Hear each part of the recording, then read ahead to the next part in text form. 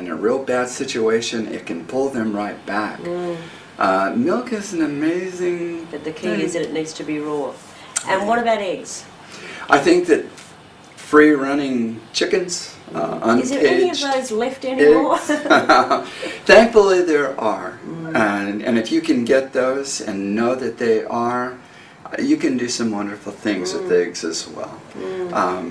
It was the idea of violence against innocence, the death of innocent creatures, that the ancient cultures who tracked with longevity and disease-free societies, those were the things that they avoided.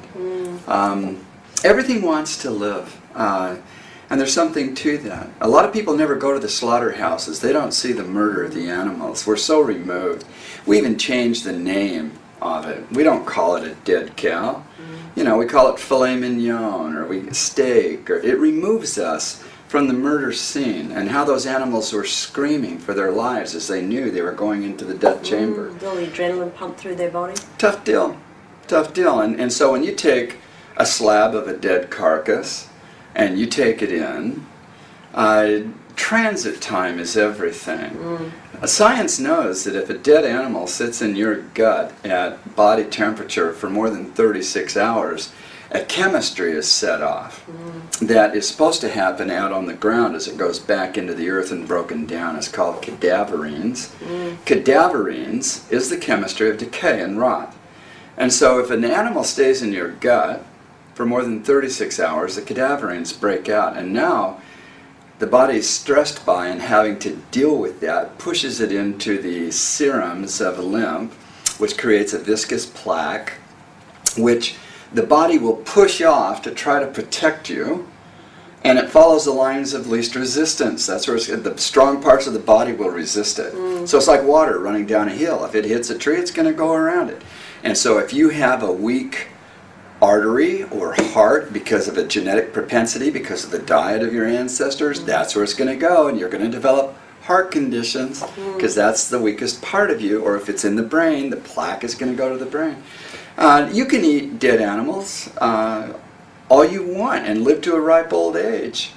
Obviously, if you walk and you have sunshine, you're drinking plenty of water, lots of salt in the diet to overcome the infectious inflammation of some of the things. If you eat a lot of low-starch vegetables for the fibers to keep it moving, you'll be okay. It has nothing to do with maybe a sense of morality towards those creatures, but you know that you can live long. Well, I went 7 years as a vegan. I lost all my friends. No one invites you to a barbecue anymore. Yeah, that's true. So I thought, well, if I'm going to eat any animals, I started off with eggs, and I thought, well, I'll eat things that don't breastfeed. Yeah. So I do fish and turkey, and only in very small amounts. And basically, I go pretty much raw still, and absolutely thrive on it. So.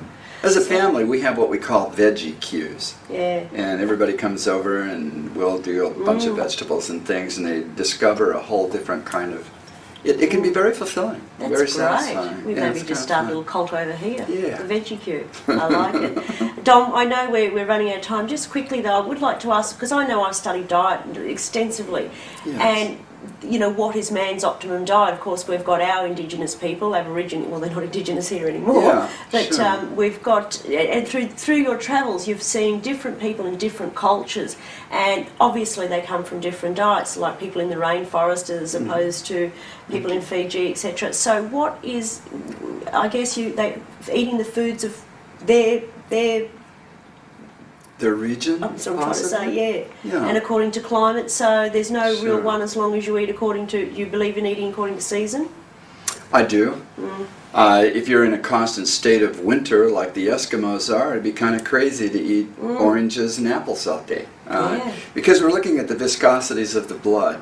When you eat in season, the blood changes in its thickness. The berries, when they come on, act as a house cleansing. Then the melons with the higher water content thin you out even more and keep you cool and healthy. Then as the cold weather comes on, the water content starts to go down in the foods that are there.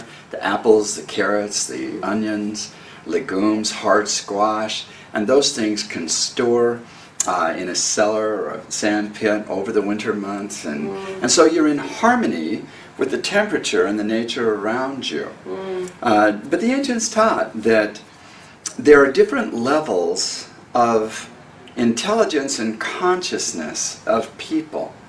And they used like the sun and the moon and the stars as a symbolic representation of consciousness. And they believed that there are laws of nature, that there are telestial, terrestrial, and celestial laws. And so if all you do is just eat a lot of animals and suck down soda pop and eat donuts, you're kind of burning at a brightness of awareness of a star. And that as you move along and embrace truth where you are, it opens you up to receive a greater truth, or a truer truth, and eventually a truest truth. And so what is the truest truth of diet? Probably, if we really look at it, it's those things that add light and life to us. And if something is dead, if it has a low frequency of vibration, it's probably not adding a lot of light. Well, we know with some of our fruits, especially with bananas, we find out, or apples, we find out they're 18 months old by the time they actually get to the supermarket, so they're kept in cool storage, so they've lost most of their vitality. Yeah, so it's not wise, and we need to be very aware and support the local growers in our region and what is going on here. I agree. Don, another couple of questions. You're talking about water hydrating the system, obviously hydrating the brain. One of the things I've always done over the years, and I hope you're going to tell me that this is the right thing because I've read extensively on it, and how it came about was many years ago when I was studying nutritional biochemistry. The teacher gave us a couple of vials of something and said, I want you to test what's in it and come back and tell us. And of course we all tested these vials and we said, oh, she's played a trick on us, they're both salt water. And she said, no, one's amniotic fluid, otherwise known as cerebrospinal fluid. So the fluids in the body are slightly salty. Your tears are salty, you know, or lymph is salty. So what I've always done, because water is so hard these days, it has a surface tension, or also known as a Dine measurement. And the surface tension of blood is 4.2, and the surface tension of water that we get out of our taps is about 7.4. So it's got a tough membrane on it. In other words, it doesn't absorb into the blood properly. However, I learnt through this experiment with science, by putting just a pinch of Celtic salt into a litre of water, actually breaks the surface tension and makes it easier to hydrate. And I know in your book you do talk about a saline solution, of which of course the medical profession we pay a fortune for, and really it is just the same thing. So we're turning our water into a weak saline solution.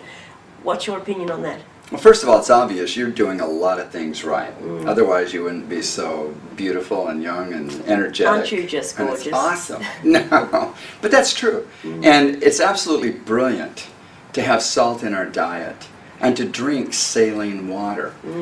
Just like you mentioned, in hospitals, they know that if someone's in chaos and the physiology is completely stressed and distorted, the best thing they can do is to drip saline in. Of course, the best thing they could do if a person's awake is give them a quart of salt water. But you can't charge $800 for that. You have to drip it, then you can charge your money.